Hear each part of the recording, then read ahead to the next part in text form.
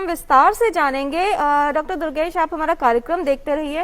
Lifestyle modifications की बात होगी और कौन से कारक हैं जिनको दूर करने की आवश्यकता है, इस पर भी हम बात करेंगे। लेकिन उससे पहले डॉक्टर कुलदीप सिंह, आपसे ये जान लें कि मेटाबॉलिक सिंड्रोम जिस भी उम्र में प्रेजेंट करता है व्यक्ति में, दरअसल अगर इसकी रूट की बात की जाए, जड़ या आधार की बात की जाए, कब से शुरुआत होती है समस्या के उत्पन्न होने की? क्योंकि जब तक समस्या जाहिर होती है तो व्यक्ति की उम्र कहें 20, 30 या 40 वर्ष तक मान ली जाए हो सकती है। क्या बच्चे को, फीटस को अपने माँ के गर्भ में किस तरह का पोषण मिल रहा है, पहले शुरुआती सालों में किस तरह से पोषण और किस तरह से उसकी जीवन शैली बनाई जाती है, क्या इन बातों का फर्क भी इस पर पड़ता है कि आगे चलकर बीमारी होने की संभावना कितनी होगी? जी किरण जी, ये बहुत ही जरूरी है हमारे लिए जानना कि जो मेटाबॉलिक सिंड्रोम हम लोग एडल्ट्स में पहचानते हैं, उसकी जो नींव होती है वो बचपन में ही पड़ जाती है। इवन हम ये कहें कि गर्भ के अंदर जब शिशु रहता है तभी इसकी नींव पड़ना शुरू हो जाती है। और इसके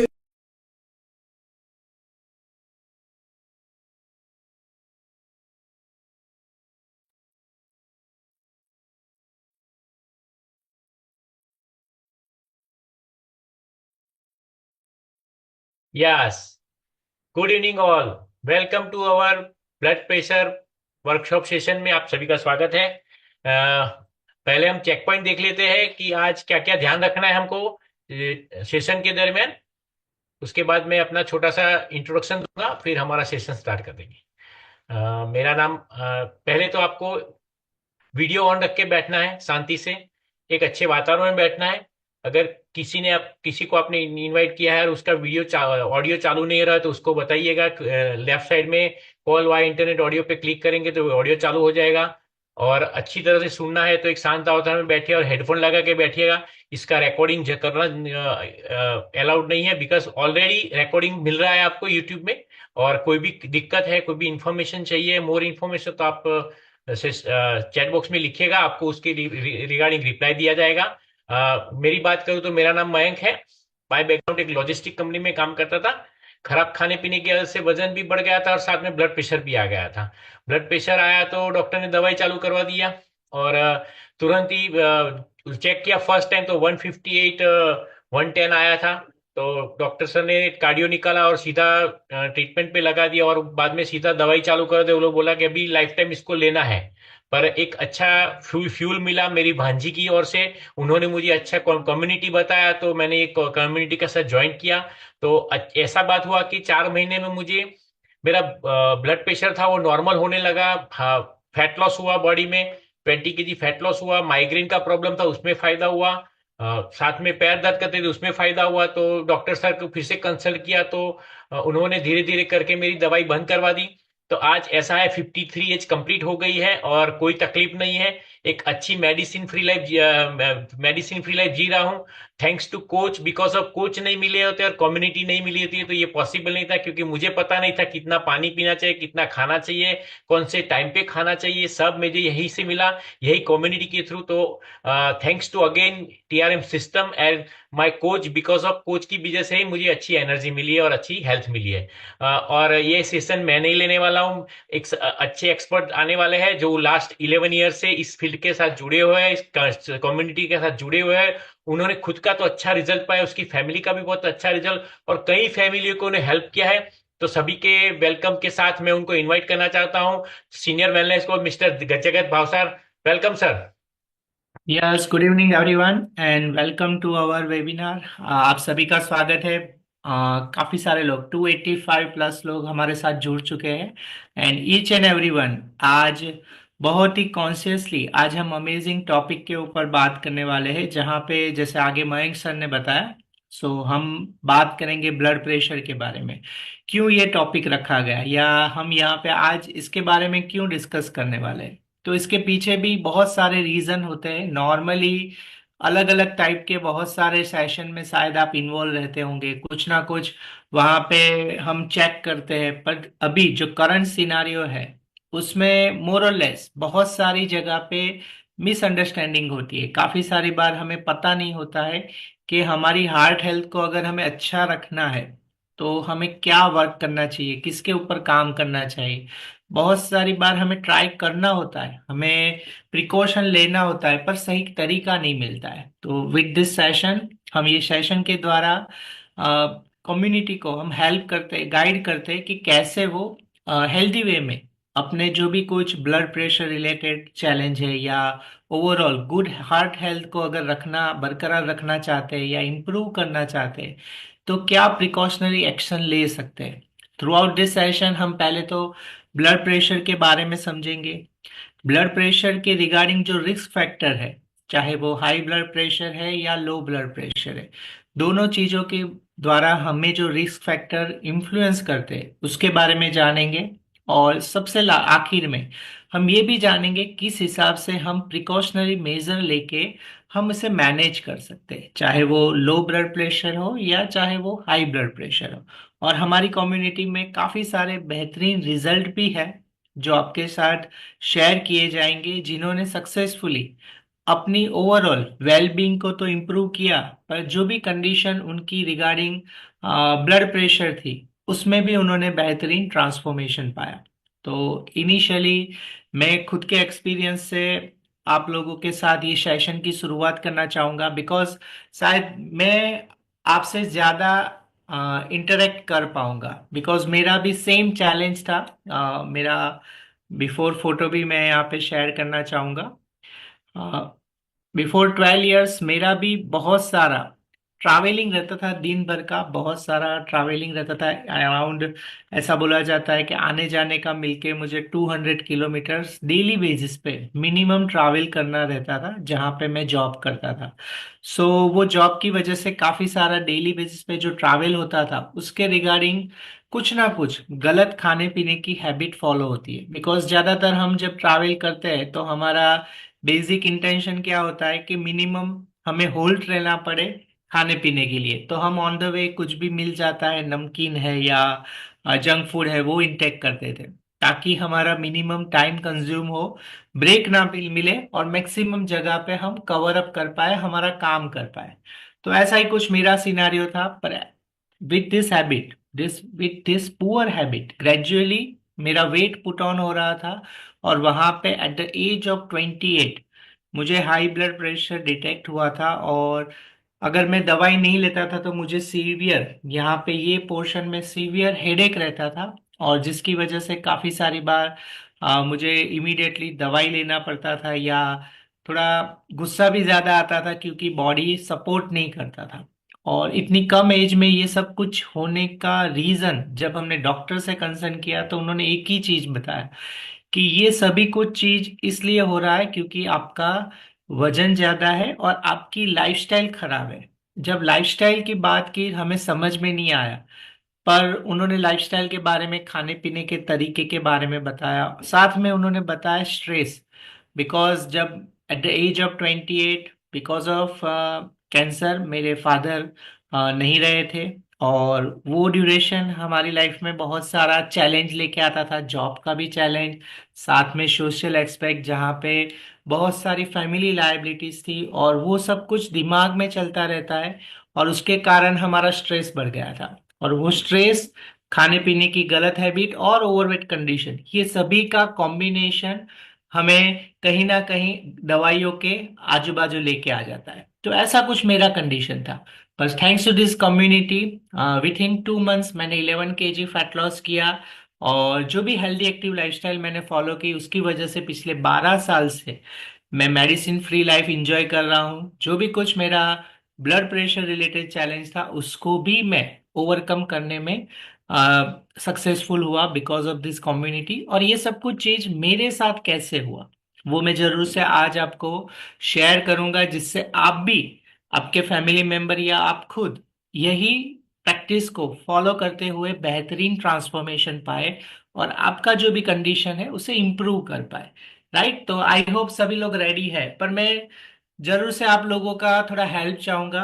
आप यहाँ पे चैट बॉक्स में एक्टिव रहिएगा, जिससे मैं भी यहाँ जो भी कुछ इंफॉर्मेशन दे रहा हूँ वो आप तक पहुंच रहा है कि नहीं मुझे कन्वे होता रहे। बिकॉज यहाँ पे टू वे, जैसे हम रोड पे जाते हैं तो अगर सामने से कोई व्हीकल ही नहीं आ रहा होता है तो कई बार हमारी झपकी लग जाती है और एक्सीडेंट हो जाता है, भले ही सामने से कोई नहीं आ रहा है। पर जब हमारा सामने व्हीकल आ रहा है तो हम एकदम कॉन्शियस रहते हैं, और हम थ्रू आउट द सेशन अगर यही कॉन्शियसनेस चैट बॉक्स में दिखा पाए तो मेरा जो कम्युनिकेशन है वो आपको अप टू द मार्क मिलेगा, जहां से आप कुछ वैल्यू लेके जाएंगे। तो जरूर से नोट पेन तैयार रखिएगा, हम कुछ चीजों का यहाँ पे डिस्कशन करेंगे। सबसे पहला पॉइंट है कि ब्लड प्रेशर। तो ब्लड प्रेशर में सबसे पहले बहुत सारे लोग ऐसे होंगे जिन जो ऐसा मानते होंगे कि मुझे ब्लड प्रेशर नहीं है। तो यहाँ पे कितने लोग ऐसे हैं जो ऐसा मानते हैं या उनको पता है उनको ब्लड प्रेशर नहीं है? यहाँ पे चैट बॉक्स में लिखिए ब्लड प्रेशर नहीं है। ऐसे कितने लोग हैं जिनको ब्लड प्रेशर नहीं है? चैट बॉक्स में लिखिए।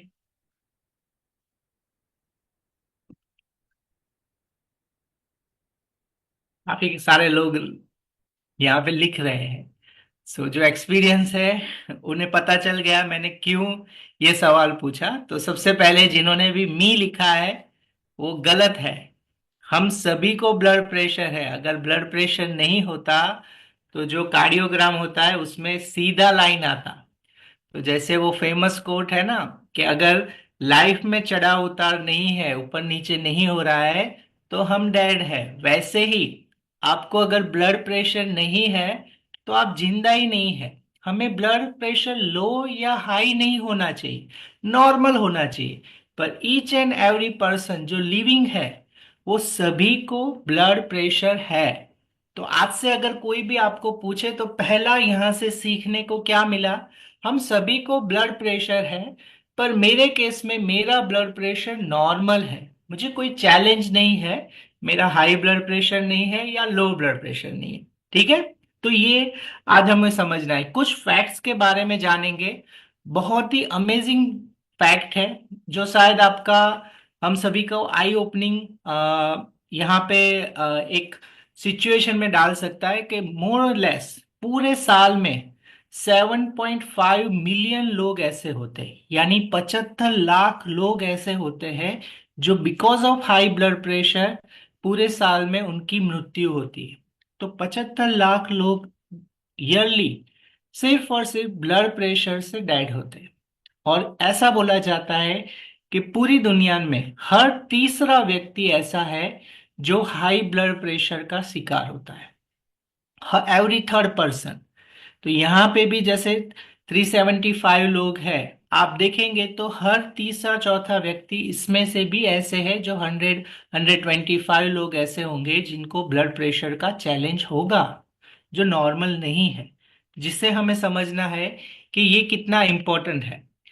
और अप्रोक्सीमेट 70% हार्ट अटैक जो लोगों को आता है, या 80% जिन लोगों को स्ट्रोक आता है, उन सभी लोगों को हाई ब्लड प्रेशर का चैलेंज होता है।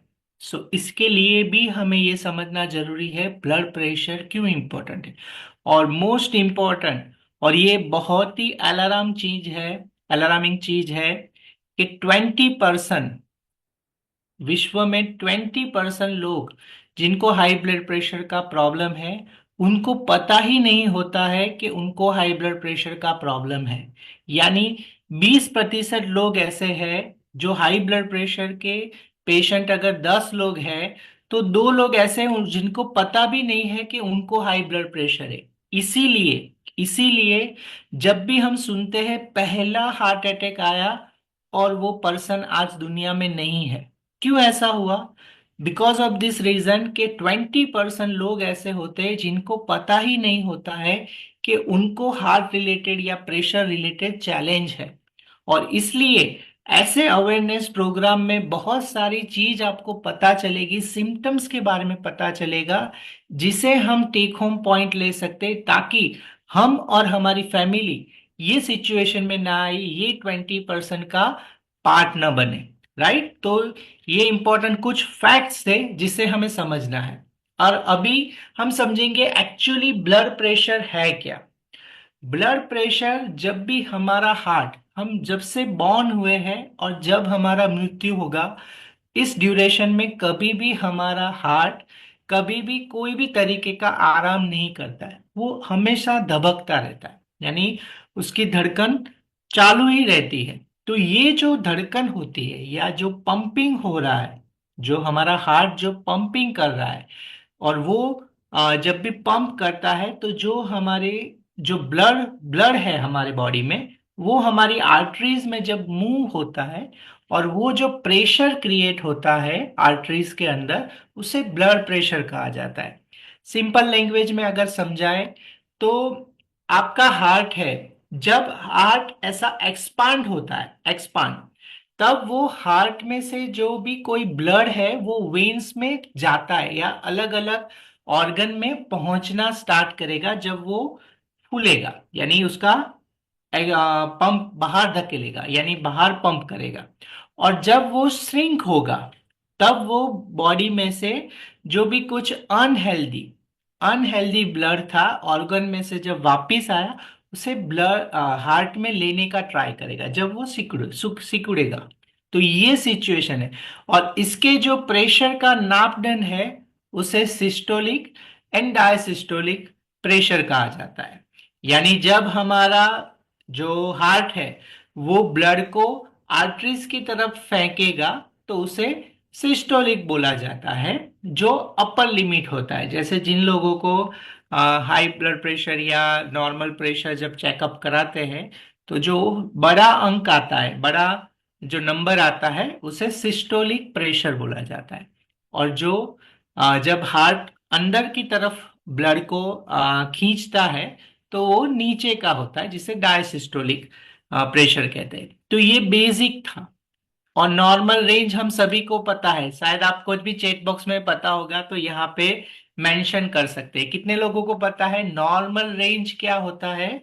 हाई ब्लड प्रेशर या ब्लड प्रेशर किसी को अगर मेजर करना है तो अगर वो नॉर्मल रेंज में है तो उसका सिस्टोलिक एंड डायसिस्टोलिक रेंज क्या होगा? 120/80। चलो अभी एक सवाल और, ये जो है 120/80 वो क्या है? वो मेजर किस में किया जाता है? नॉर्मली हम आज डिजिटल भी यूज करते हैं, पर जब हम डॉक्टर के वहां पे जाते हैं तो वहां पे एक यूनिट होता है जिससे वो मेजर किया जाता है। तो वो जो मेजरिंग किया जाता है वो मिलीमीटर ऑफ मर्क्यूरी, क्योंकि वो उसमें जो होता है वो मर्क्यूरी होता है, नहीं थर्मोमीटर नहीं होता है। ब्लड प्रेशर मेजरमेंट करने का अलग से डिवाइस होता है जो ऐसे पंप करते हैं, वहां पे मर्क्यूरी ऊपर जाता है।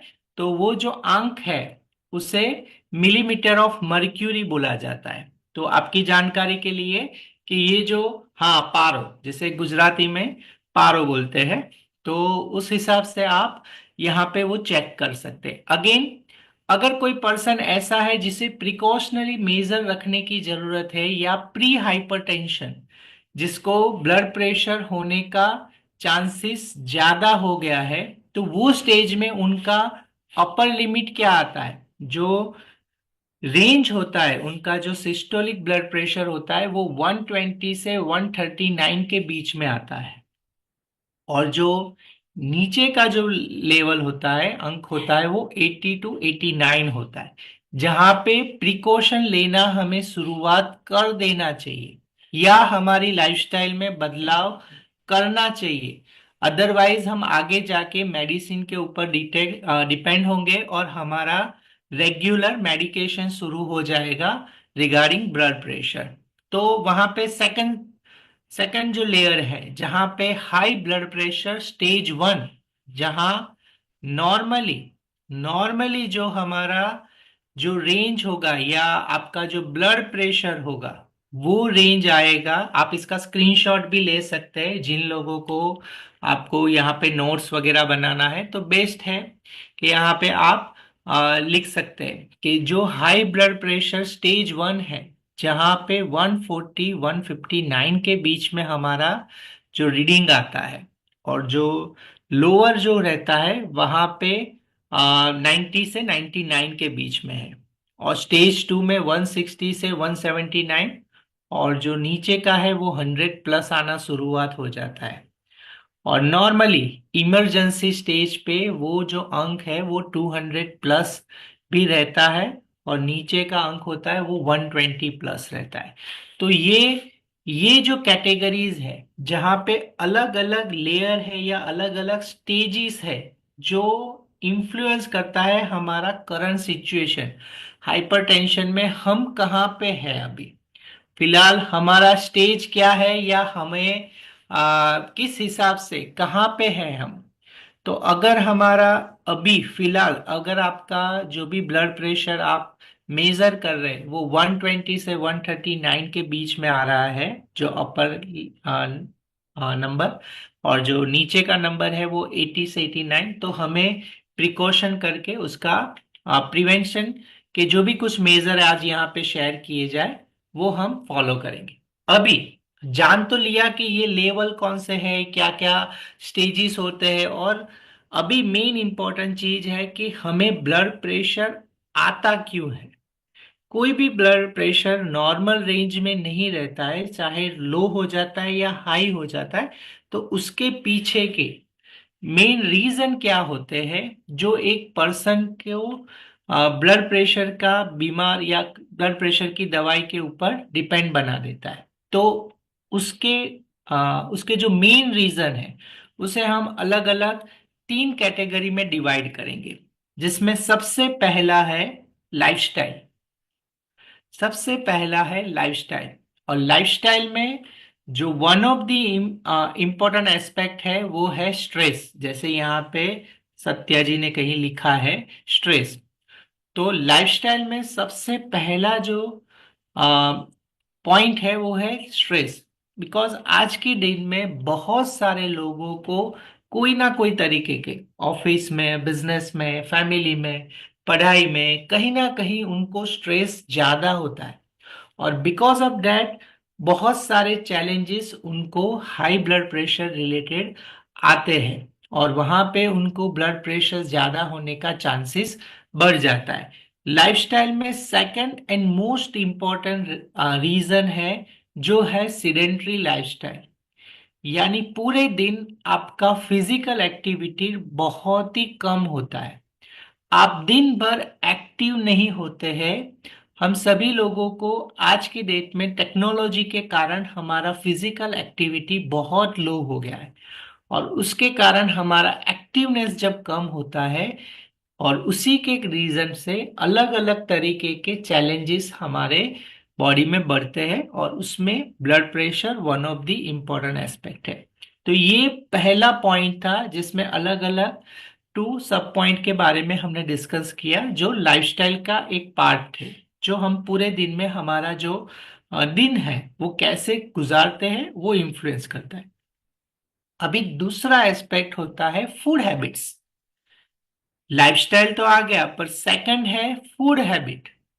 और फूड हैबिट में मोस्टली जिन लोगों को भी हाई ब्लड प्रेशर होता है उसमें एक चीज कॉमन पाई जाती है कि वो नॉर्मल से ज्यादा सॉल्ट इंटेक करते हैं।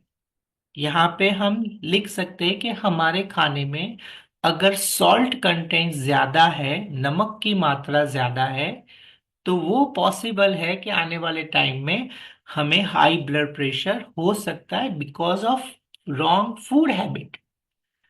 सेकंड, तला हुआ और ज्यादा फैटी फूड का डेली बेसिस पे हम सेवन करते हैं। तो अगर हमारे खाने में ज्यादा तली हुई आइटम या फैटी फूड जैसे चीज, बटर, उसका इंटेक अगर ज्यादा है, तो भी हमारा गलत खाने पीने का तरीका है, और उससे ये चीज होता है। राइट। और अगेन खाने पीने की हैबिट में ही लास्ट पॉइंट है कुछ ना कुछ हमारी बैड हैबिट्स। बैड हैबिट्स में स्मोकिंग आ जाता है, ड्रिंक, अल्कोहल ड्रिंक करना आ जाता है।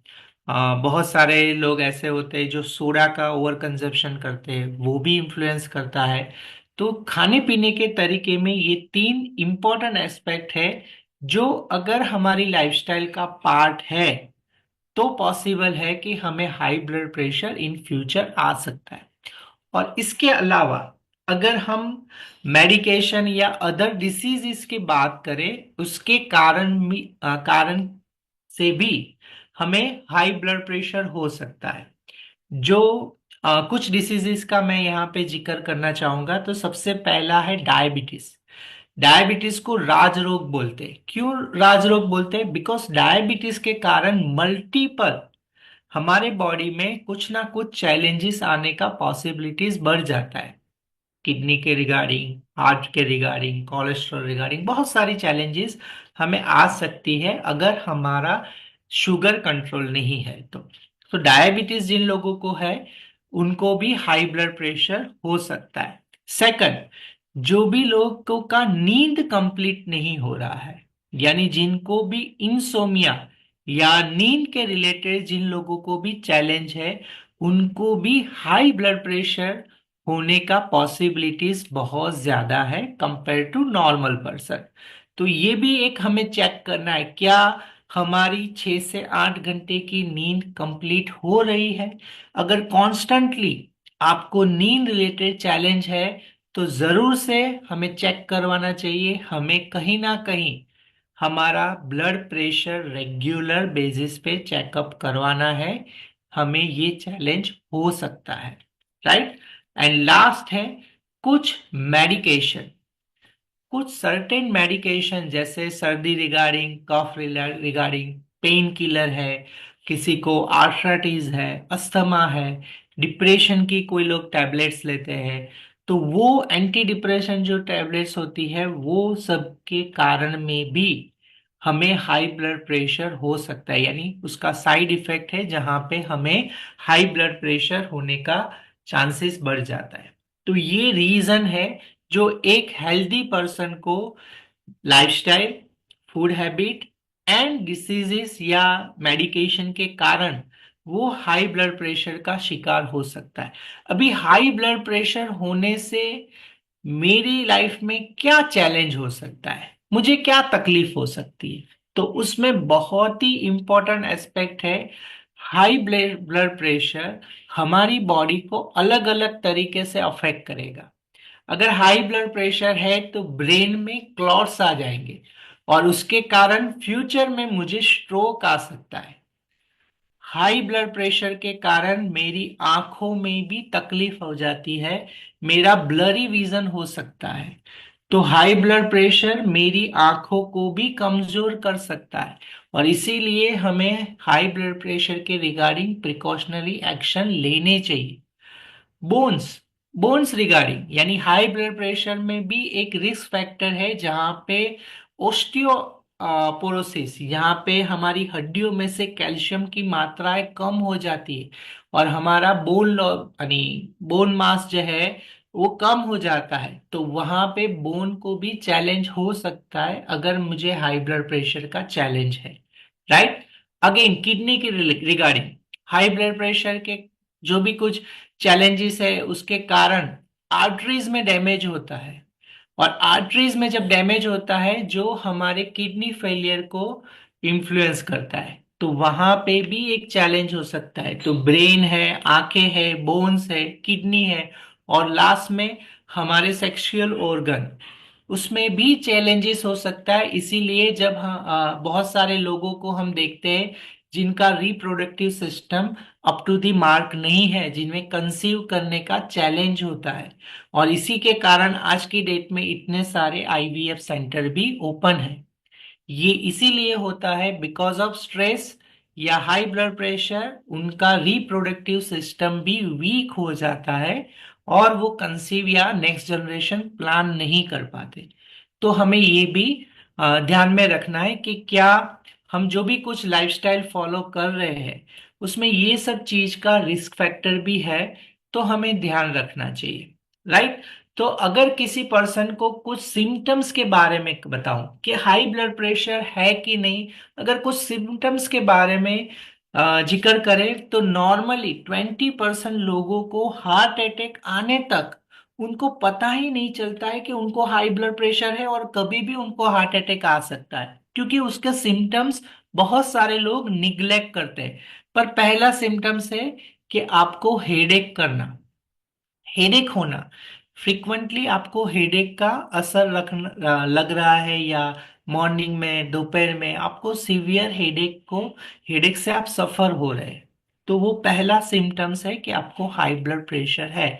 सेकंड, आपका बॉडी आपको हैवीनेस फील होता है, आपको थोड़ा बॉडी हैवी फील हो रहा है, आपको बेचैनी जैसा महसूस हो रहा है, श्वास यानी सांस लेने में मुश्किल आपको अगर लग रही है, और साथ में आपका विजन ब्लरी हो रहा है, इट शोज कि मुझे हाई ब्लड प्रेशर के सिम्टम्स है।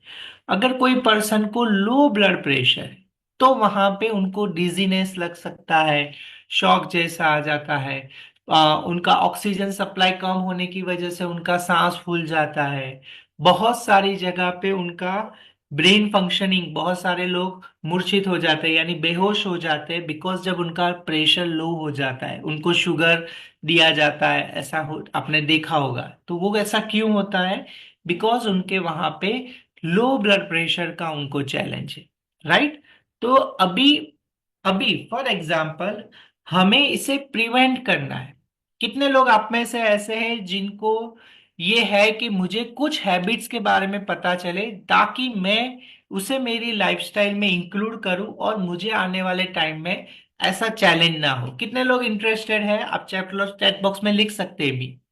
तो आज मैं यहाँ पे कुछ हमारी हैबिट्स के बारे में या इम्प्रूवमेंट के बारे में यहाँ पे जिक्र करूंगा, जिससे हम ये हाई ब्लड प्रेशर सिचुएशन से ओवरकम हो सके, या हम ऐसी कोई लाइफस्टाइल अपनाएं ताकि इन फ्यूचर मुझे हाई ब्लड प्रेशर का शिकार ना होना चाहिए, राइट? काफी सारे लोग इंटरेस्टेड है, यहाँ पे चैट बॉक्स में लिख रहे हैं।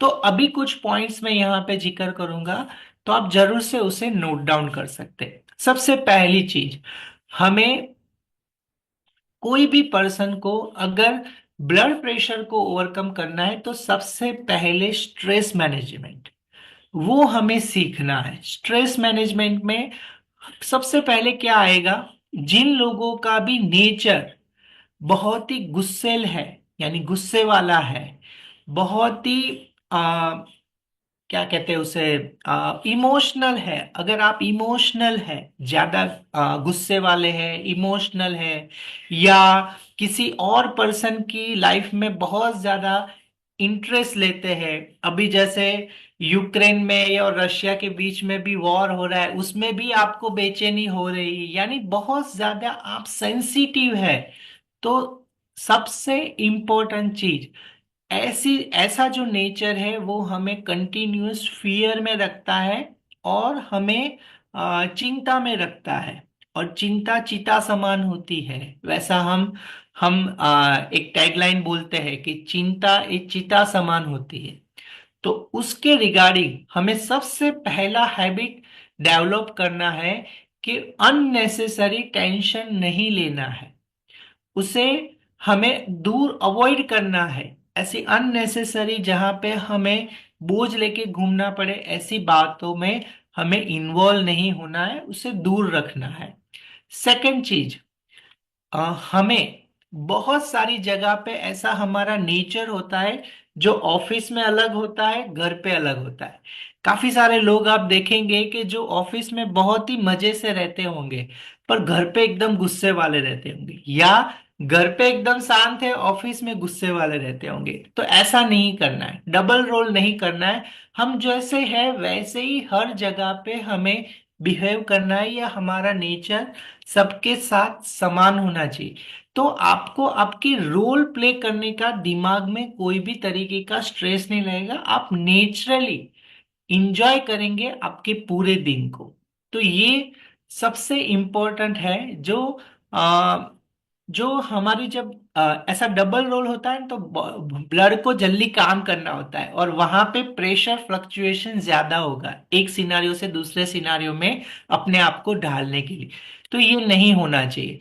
और सेकंड चीज, ज्यादातर स्ट्रेस नहीं लेना है वो हम बोलते हैं, पर स्ट्रेस हमें आ जाता है। तो उसके रिगार्डिंग भी हम कुछ रिमेडीज आपको बताएंगे लास्ट में। पर सेकंड पॉइंट, अभी हम फूड के रिगार्डिंग बात करेंगे। जो फूड में क्या हमें चेंज करना है या फूड में हमें क्या ध्यान में रखना है।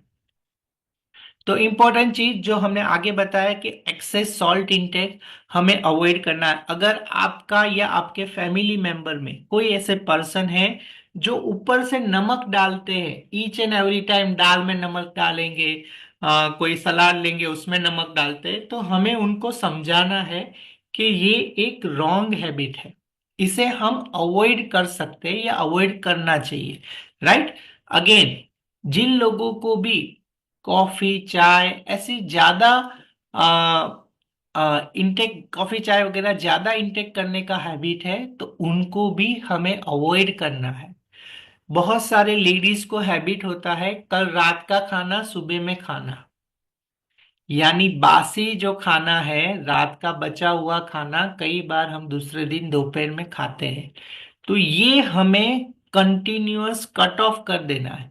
जो भी बचा हुआ खाना है वो हम, हमारे कोई मेड है या रास्ते में कोई मांगने वाला है, उसे दे देना है, हमारे घर पे नहीं रखना है। बासी खाना हम जितना खाएंगे उतना हमारी डाइजेस्टिव सिस्टम पर अफेक्ट होगा, और डायरेक्टली इनडायरेक्टली वो हमारे ओवरऑल ब्लड प्रेशर को भी इन्फ्लुएंस कर सकता है। तो ये हमें अवॉइड करना है। सेकंड चीज, हमारे डेली डाइट में हो सके उतना फाइबर इंटेक इंप्रूव करना है। यानी हम हमारे मेन कोर्स में दोपहर में जब भी हम खाना खाते हैं, उससे पहले एक डिश हमें सलाद खाने का हैबिट डेवलप करना है, ताकि हमारा ओवरऑल फाइबर इंटेक बैलेंस रहे, और हमें जो भी कुछ एक्स्ट्रा फाइबर मिलेगा जिससे हमारा सेटाइटी बढ़ेगा और ओवरऑल वेल बीइंग भी इम्प्रूव होगा। काफी सारे लोग ऐसा रिकमेंड करते हैं, कुछ डॉक्टर्स भी ऐसा रिकमेंड करते हैं कि जो बफेलो का मिल्क होता है वो हमें अवॉइड करना चाहिए, और काउ मिल्क हमें लेना चाहिए। तो वो भी मोर और लेस कई लोगों के लिए सही है, तो वो हम फॉलो कर सकते हैं। साथ में एक सिम्टम्स जो आप ऑब्जर्व करिएगा, जिनको भी क्रोनिक कॉन्स्टिपेशन है, यानी अगर आपको कंटिन्यूअस आपका डाइजेस्टिव सिस्टम कॉन्स्टिपेटेड है, यानी आपको कोई एक पर्टिकुलर टाइम पे कॉल नहीं आता है, या पेट अच्छे से साफ नहीं होता है, तो आपको चेक करना है कि आपको ब्लड प्रेशर तो नहीं है। क्योंकि काफी सारी बार एक one of the key system या की सिम्टम्स है, जहां पे जिन लोगों को भी हाई ब्लड प्रेशर डिटेक्ट होता है, उनका डाइजेस्टिव हेल्थ में कॉन्स्टिपेशन कॉमन फैक्टर होता है। तो वो हमें चेक करना है, राइट। और जहां तक अगर जिन लोगों को भी आ, ये कॉन्स्टिपेशन है, उनका फाइबर इंटेक बढ़ाना बहुत ही जरूरी है, अदरवाइज वहां पे चैलेंज आएगा। और लास्ट में, हाँ, जो लाइफस्टाइल रिगार्डिंग हम जो इम्प्रूवमेंट ला सकते हैं, उसमें हमें रेगुलरली स्ट्रेस को मैनेज करने के लिए हमें देर तक, रात को देर तक अगर हम जगते हैं, यानी हमारा नींद कंप्लीट नहीं होता है, या मुझे हैबिट है लेट नाइट तक जगने का, 12 बजे, 1 बजे, 2 बजे, तो वो हैबिट हमें चेंज करना है। हमारा स्लीपिंग टाइम हमें प्रीपोन करना है, 10-11 बजे तक हमें सो जाना है। अगर ये लाइफस्टाइल करेक्ट करेंगे तो भी बहुत सारा फायदा हमें हो सकता है। 20 से 25 मिनट कोई एक चीज पे हमें ध्यान लगाना शुरू करना है। अगर स्ट्रेस को मैनेज करना चाहते हैं, तो हमें ध्यान, रेगुलर ध्यान में बैठना है या मेडिटेशन करना है 20 से 25 मिनट। आप आपकी सांसों को ऑब्जर्व करोगे तो भी वो एक ध्यान है। कोई एक प्रवृत्ति में कोई एक जगह पे देखते रहते हो, वो भी एक ध्यान है। जो आपको कन्वीनियंट है, म्यूजिक सुनते सुनते आप आंखें बंद करके बैठते हो, वो भी एक ध्यान है। जो आपको कन्वीनियंट है, 20 से 25 मिनट हमें वो फॉलो करना चाहिए अगर हम स्ट्रेस को ओवरकम करना चाहते हैं। और लास्ट और मोस्ट इम्पोर्टेंट, हमें प्राणायाम, अगर आप योग वगैरह फॉलो करते हैं तो प्राणायाम प्रैक्टिस में एवरी अल्टरनेट डे हम फॉलो कर सकते हैं, उससे भी हमें बहुत बेनिफिट है। और लाइफस्टाइल इंप्रूवमेंट में 20 से 25 मिनट वॉक, वो आप इंप्रूव कर सकते हैं। वॉक करने का टाइम नहीं है तो लिफ्ट का यूज मत करिए, सीढ़ी चढ़िए, पार्किंग थोड़ा दूर करिए, वॉक करके जाइए आपकी ऑफिस। थोड़ा बहुत ये थोड़े लाइफस्टाइल चेंजेस है जो हम फॉलो करते हुए बेहतरीन रिजल्ट पा सकते हैं। जो भी मैंने आज यहाँ पे बताया वो बहुत सारे लोगों ने फॉलो किया हुआ है। यहाँ पे कुछ प्रिकॉशनरी मेजरमेंट है जो हम लास्ट में डिस्कस करेंगे 2 मिनट के लिए। पर उससे पहले हमारी कम्युनिटी में बहुत ही अमेजिंग कुछ लोगों को रिजल्ट मिला हुआ है। तो यहाँ हम उनसे बातचीत करना चाहेंगे, उनसे एक्सपीरियंस सुनना चाहेंगे। तो हमारे बीच में मंजी भाई करके होंगे, सुमंत भाई अगर है हमारे साथ तो मंजी भाई है। तो मंजी भाई आपको अनम्यूट का रिक्वेस्ट आएगा। मंजी भाई आप कहाँ से बात कर रहे हो? जोरनगर से। सुरेंद्र नगर से। और आपका क्या एक्सपीरियंस है, कितने टाइम से आप हमारे साथ जुड़े हैं? और एक हमारे साथ जब जुड़े तब आपका हेल्थ कंडीशन क्या था रिगार्डिंग ब्लड प्रेशर? और अगर आपको गुजराती कंफर्टेबल है तो आप गुजराती में बोलिएगा, मैं ट्रांसलेट कर दूंगा, कोई प्रॉब्लम नहीं। હા, કેટલા ટાઈમથી જોડાયેલા છો તમે શેર કરી? 6-7 महीनाથી। 6 to 7 मंथ से आप जुड़े हुए हैं। और जब आपने हमारे साथ ज्वाइन किया तब आपका ब्लड प्रेशर रिगार्डिंग क्या चैलेंज था? બીપી વધારે હતું, 180-90 આવતું હતું। ब्लड प्रेशर का रीडिंग क्या आता था? 180-90। 180, 190। तो आप कोई दवाई वगैरह लेते थे? આ દીકરી લેતો હતો। हाँ हाँ, दवाई रोज लेते। अगर दवाई नहीं लेते तो प्रेशर और ज्यादा बढ़ता था। હજી राइट। तो जब आपने ये कम्युनिटी ज्वाइन किया, स्टार्ट किया, तो ये प्रेशर में अभी क्या फायदा हुआ आपको? अभी तो मेरे को 132 आवे है। 132 हो गया? नॉर्मल आवे है बीपी। नॉर्मल हो गया। तो अभी आपको दवाई लेने की जरूरत है या नहीं लेते हैं, बंद हो गया दवाई? नहीं, अभी डॉक्टर ने मना नहीं किया है लेने की। तो अभी आपका रिवर्सल हो गया, पर पहले जो 180 था वो कम हो गया, राइट? हाँ और जी। आपका कुछ वजन में कुछ प्लस माइनस हुआ? वजन में कुछ आपने पाँच रिजल्ट पाँच पाया किलो बीपी, 5 किलो। 5 kg आपने फैट लॉस भी किया है, बहुत बढ़िया। पहले से और क्या बेहतर हो रहा है? नींद वगैरह, एनर्जी वगैरह में क्या फायदा पहला है? पहला नींद नहोती આવતી, હવે આવે है। क्या बात है, बहुत बढ़िया बहुत बढ़िया। कॉन्ग्रेचुलेशन, अमेजिंग, बहुत बढ़िया रिजल्ट है and all the very best आपको फर्दर रिजल्ट के लिए। और आपका जल्दी से ब्लड प्रेशर नॉर्मल है हो जाए, ऐसी हमारी शुभकामनाएं। Thank you so much. Yes, हमारे बीच में इंदिरा जी है। तो इंदिरा जी आपको अनम्यूट का रिक्वेस्ट आएगा। Yes Indira ji, good evening. Yes sir, good evening. Yes ma'am, आप कहाँ से हैं और कितने टाइम से हमारे साथ जुड़े हैं? मैं रतलाम से हूँ और ओके। 13 मंथ्स हुए मेरे को। कितने महीने हुए? 1 साल 1 वाह, महीना। और क्या बात है, बहुत बढ़िया। और जब आप हमारी कम्युनिटी में जुड़े तब आपको ब्लड प्रेशर रिगार्डिंग कोई चैलेंज था? यस सर, ब्लड प्रेशर तो हाई, पर अब नॉर्मल रहता है। मेडिसिन मेरी जो सुबह 2 लेती थी, शाम को 2 लेती थी, वो अब 1-1 हो गई, क्या बात है। हाफ हो जब गई। आपने ये कम्युनिटी ज्वाइन किया तब आपका प्रेशर क्या रहता था? उस समय मेरा 180, 190, 170 ऐसे रहता था, और ओ, नीचे भी 90। तो बराबर मेडिसिन दोनों टाइम मेरे को लेनी पड़ती थी, 2-2 टेबलेट दोनों टाइम। ओके, पर फिर अब आपने मेरी बराबर, तो इतना 6 मंथ ज्यादा के बाद रहता ही था मेरी तो हालत हो गई। अगर आप दवाई लेना भूल जाए तो क्या चैलेंज होता था? तो बीपी बढ़ जाता था और कुछ नहीं। हेडेक वगैरह ऐसे जो सिम्टम्स के बारे में अभी बात हेडेक किया, तो ऐसा कुछ होता था आपको? मैं वो हेडेक जानना नहीं, चाहता। हेडेक नहीं ओके। था मेरे को। कभी ओके। कभी अनइजीनेस जैसा लगता था, अनइजीनेस ब्रीथिंग जैसा प्रॉब्लम हो लगता। जाती, राइट राइट। ब्रीथिंग प्रॉब्लम और हो जाती थी। कम्युनिटी से जुड़ने के बाद आपको क्या बेनिफिट हुआ, क्या रिजल्ट पाया आपने ये पिछले 1 साल जब में? मैं वेट लॉस के लिए ज्वाइन किया था, ओके। तो मेरा 13 kg वेट गया। 13 kg वेट लॉस हुआ मेरा। क्या बात है, 13 kg वेट लॉस किया, बहुत ही मेरी एज बढ़िया बहुत 70, ही बढ़िया। मेरी एज 74 है। 74 एज है, वाह, सुपर सुपर। तो इतनी एज में आपने बहुत बढ़िया। और आपको कितने टाइम से ब्लड प्रेशर था मैम? मेरे को करीब 19 साल हो गए। 19 साल से ब्लड प्रेशर था और उसका अभी एक एक गोली दोनों टाइम का कम हो गया और अभी और आपको बेनिफिट हो रहा है। बहुत बढ़िया बहुत बढ़िया। अमेजिंग और अमेजिंग। थायराइड थायराइड भी चला गया मेरा। मैं थायराइड की भी मेडिसिन लेती थी, वो भी ओके। बंद हो गई, बंद हो गई हो तो। क्या बात है, थायराइड से भी आपको चैलेंज था तो थायराइड में भी बेहतरीन रिजल्ट मिला है, बहुत बढ़िया, breathing thank you so breathing much. Problem breathing problem होती थी, वो भी ठीक हो गई मेरे को। सीढ़ी चढ़ने अमेजिंग में अमेजिंग। प्रॉब्लम नहीं आती मेरे को। सुपर। चलने में भी प्रॉब्लम नहीं आती।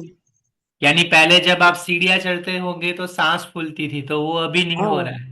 वो क्या अब नहीं बात, हो रही है। क्या बात है, चलने क्या में भी बात है, नहीं आती। बहुत बढ़िया। तो at the age of 70 plus आप बहुत ही हेल्दी फील कर रहे हैं, यस। बिल्कुल बहुत हेल्दी। बढ़िया। और एनर्जी मेरी, सर 60 इयर्स की लेडी हो ना, वैसी एनर्जी हो गई है। Amazing, excellent excellent. Thank you so much and all the very best आपके फर्दर ट्रांसफॉर्मेशन के लिए। Yes, thank you yes. Bakul sir है हमारे साथ, तो Bakul sir, doctor Bakul sir है। सो एज अ डॉक्टर उनका भी हम एक्सपीरियंस सुनना चाहेंगे, उनको क्या रिजल्ट मिला है। यस सर, आपको अनम्यूट किया है, यस सर।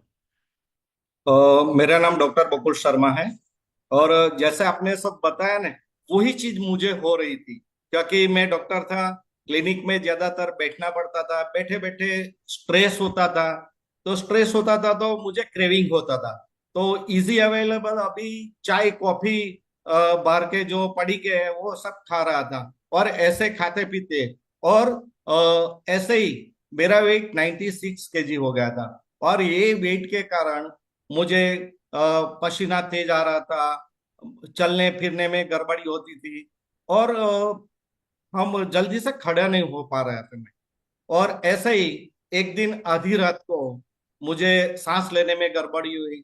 मेरी आंखों के सामने ब्लर सा महसूस हुआ, हेडेक हो रहा था, पसीना तेज आ रहा था, और सांस भी घुटन हो रही थी। मुझे पता चल रहा था और कुछ गड़बड़ी हुई है। और ये सब कुछ आधी रात को होता है तो और भी दिक्कत रहती है, और भी ऐसा लगता है कि कुछ न कुछ होने वाला है। और वैसे ही डॉक्टर था तो जो हार्ट अटैक वो सब आ रहा था, तो वो भी पता था, तो इससे और भी डर लग रहा था। और मेरा ब्लड प्रेशर धीरे धीरे हाई होता था ऐसा मुझे लग रहा था।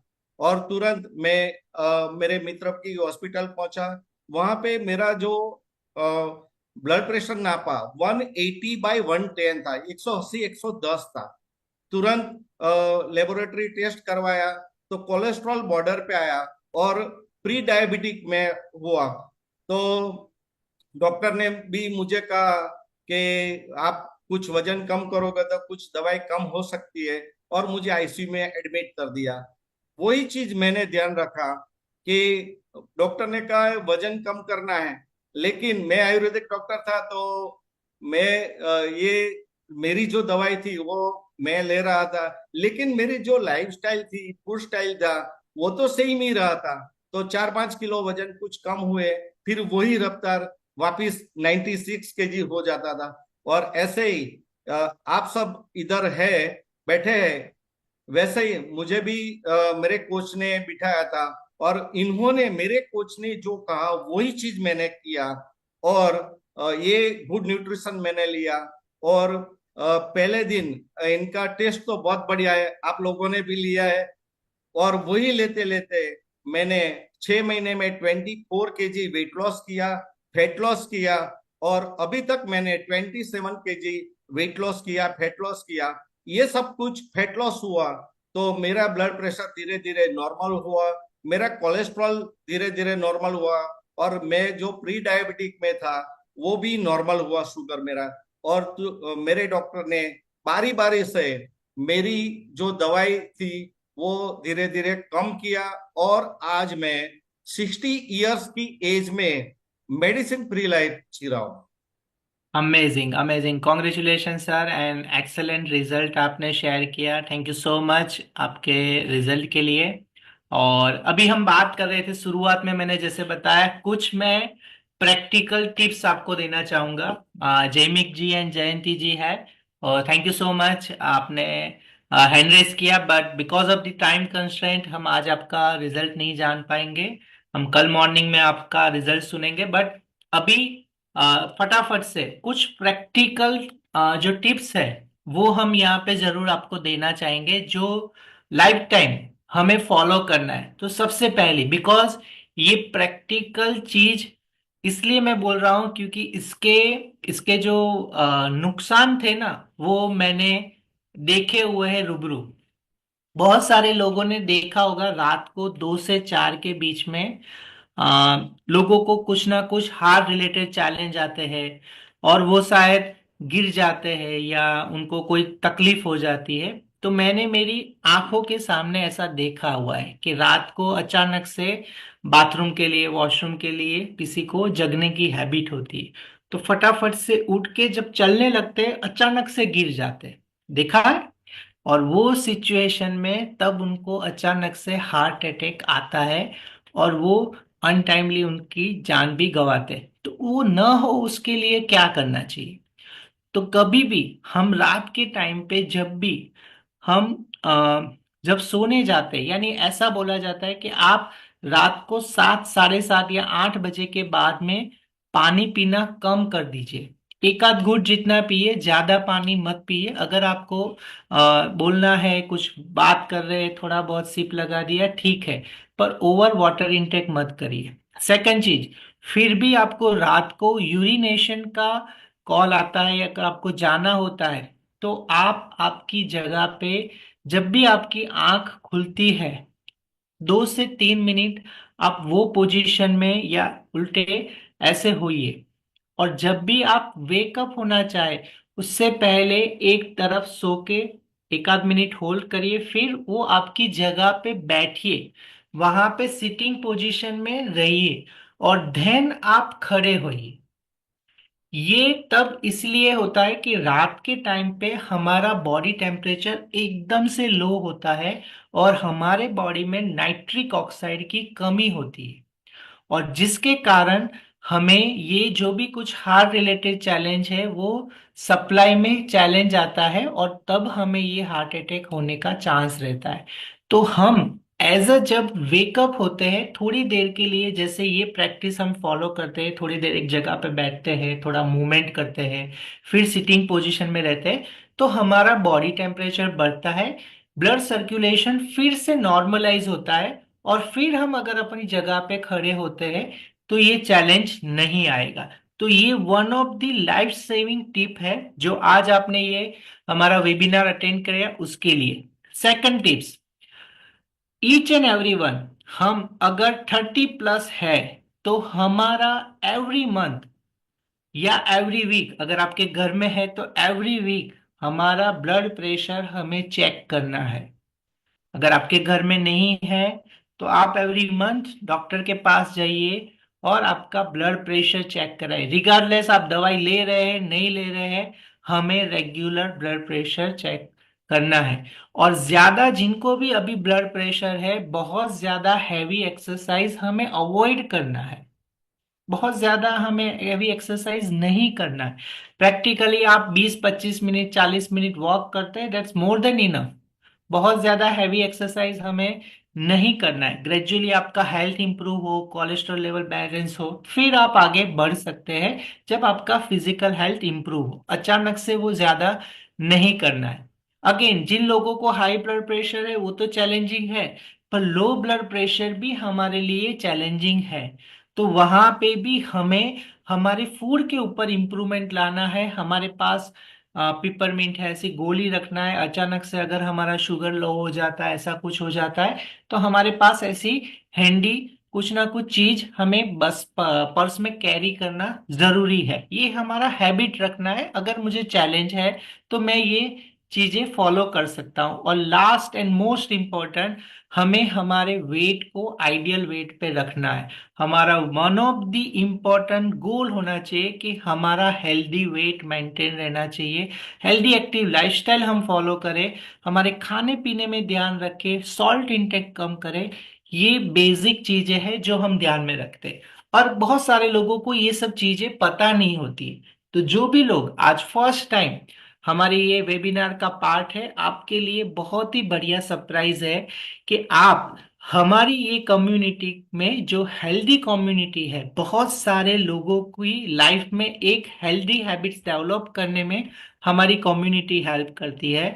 तो आप नेक्स्ट 3 डेज के लिए हमारी ये कम्युनिटी का ट्रायल ले सकते हैं, इसका कोई भी चार्ज नहीं है। आपको आज का लिंक जिन्होंने दिया है उनको आप जरूर से कांटेक्ट करिए। वो आपको हेल्प करेंगे किस हिसाब से आप हमारी ये कम्युनिटी का पार्ट बन सकते हैं।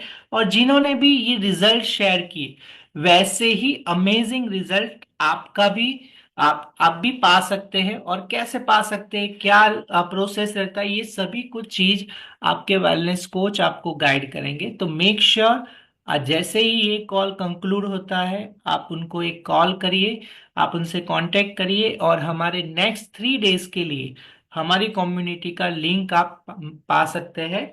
So thank you so much everyone हमारे सेशन का पार्ट बनने के लिए। और